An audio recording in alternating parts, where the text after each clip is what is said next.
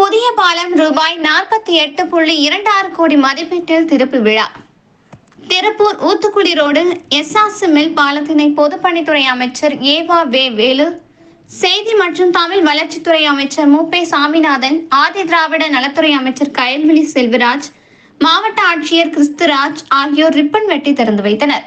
இந்த நிகழ்வில் திருப்பூர் வடக்கு மாவட்ட செயலாளர், தெற்கு தொகுதி சட்டமன்ற உறுப்பினர் செல்வராஜ், திருப்பூர் மாநகராட்சி மேயர் தினேஷ்குமார், 4வது மண்டல தலைவர் பத்மநாபன், தெற்கு மாநகர செயலாளர் நாகராஜ், 2வது மண்டல தலைவர் தம்பி ஆர். கோவிந்தராஜ், பகுதி செயலாளர் போலார் சம்பத், தெற்கு மாநகர துணை செயலாளர் 34வது மாமன்ற உறுப்பினர் பி.ஆர். செந்தில்குமார், மாவட்ட இளைஞர் அணி அமைப்பாளர் தங்கராஜ், 34வது வார்டு செயலாளர் பி.ஆர். இளங்கோ உள்ளிட்ட முக்கிய நிர்வாகிகளுடன் இருந்தனர்.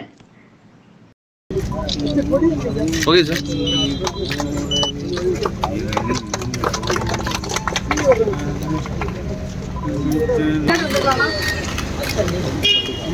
அண்ணா அண்ணா கொஞ்சம் பின்னாடி வாங்கண்ணா.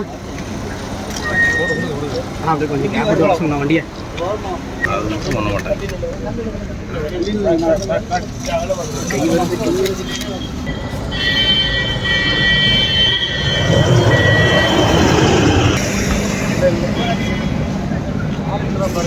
ஏய் என்ன எஸ்கார்ட் இப்படி வர்றான்? சென்னை பெருவளத்தில் பணிபுரிந்த வாங்க ஆலிப் சார். போராடாத